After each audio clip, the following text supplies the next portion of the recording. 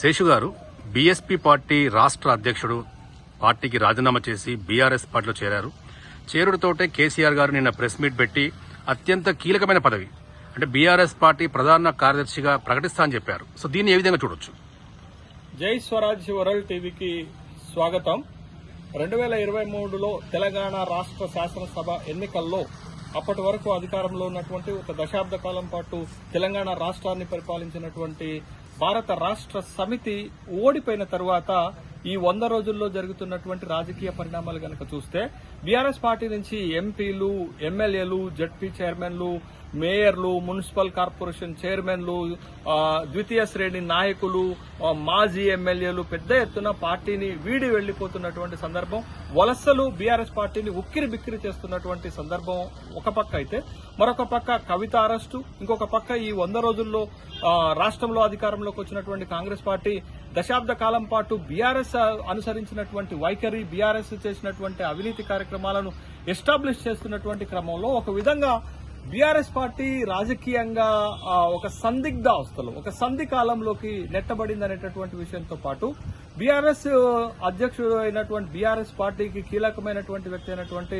కల్వకుంట్ల చంద్రశేఖరరావు గారు జారి పడటము, తొంటి ఎముక ఇరగటంతో రాజకీయాలలో క్రియాశీలకంగా లేకపోవటము బీఆర్ఎస్ పార్టీకి ఒక పెద్ద దెబ్బగానే భావిస్తున్నటువంటి సందర్భంలో జరిగినటువంటి ఒక ఆసక్తికరమైనటువంటి పరిణామం ఏంటి అనంటే, తెలంగాణకు బహుజన సమాజ్ పార్టీ రాష్ట్ర నాయకుడు, రాష్ట్ర అధ్యక్షుడైనటువంటి ఆర్ఎస్ ప్రవీణ్ కుమార్ మాజీ ఐపీఎస్ గారు బీఎస్పీకి రాజీనామా చేసి బీఆర్ఎస్ పార్టీలో చేరటం ఒక్కటే ఉపశమనం కలిగించేటటువంటి వార్త. ఈ ఒక్క చేరిక మాత్రమే ఈ 100 రోజుల్లో పార్టీ ఓడిపోయిన తర్వాత జరిగినటువంటి కార్యక్రమం. అయితే ఇక్కడ ఈ 100 రోజుల్లో తెలంగాణ రాష్ట్ర ముఖ్యమంత్రి రేవంత్ రెడ్డి గారు బీఆర్ఎస్ పైన పొలిటికల్ గా ఒక అగ్రెసివ్ గా చేస్తున్నటువంటి దాడిని బీఆర్ఎస్ పార్టీ ఎదుర్కోలేకపోతుంది. బీఆర్ఎస్ పార్టీలో ఉన్నటువంటి నాయకత్వము రేవంత్ రెడ్డి గారిని రాజకీయంగా సమర్థవంతంగా ఎదుర్కోలేకపోతుంది. అటు అసెంబ్లీలో గానీ, ఇటు అసెంబ్లీ బయట గానీ, తర్వాత కాంగ్రెస్ పార్టీ చేస్తున్నటువంటి ఆరోపణల విషయంలో గానీ బీఆర్ఎస్ పార్టీ సమర్థవంతంగా ఎదుర్కోలేకపోతుంది అనేటటువంటి ఆరోపణలు వస్తున్నాయి.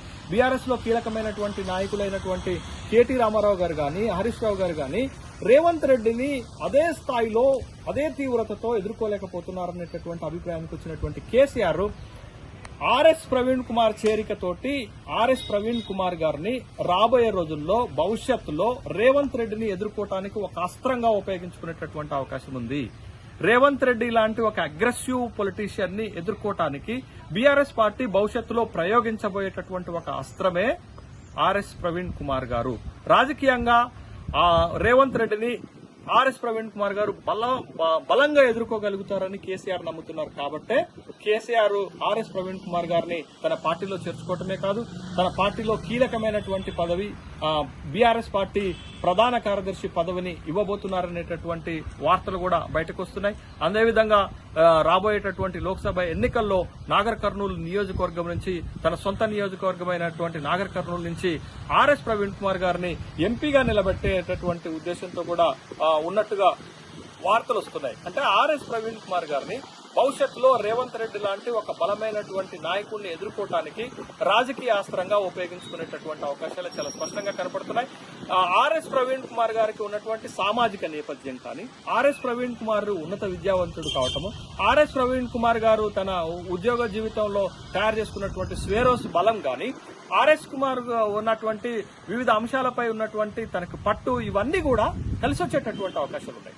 ఆర్ఎస్ ప్రవీణ్ కుమార్ గారు ఉన్నత విద్యావంతుడు, వివిధ అంశాలపైన పూర్తి స్థాయిలో పట్టు ఉన్నటువంటి వ్యక్తి, రాజకీయాలపైన అవగాహన ఉన్నటువంటి వ్యక్తి, ఒక బలమైనటువంటి సామాజిక వర్గం నుంచి వస్తున్నటువంటి వ్యక్తి. కాబట్టి రేవంత్ రెడ్డి లాంటి కాంగ్రెస్ పార్టీ ముఖ్యమంత్రి, ఒక బలమైనటువంటి ముఖ్యమంత్రిని బలంగా ఎదుర్కోవటానికి ఆర్ఎస్ ప్రవీణ్ కుమార్ రూపంలో ఒక అస్త్రాన్ని భవిష్యత్తులో బీఆర్ఎస్ పార్టీ తయారు చేసుకుంటుంది.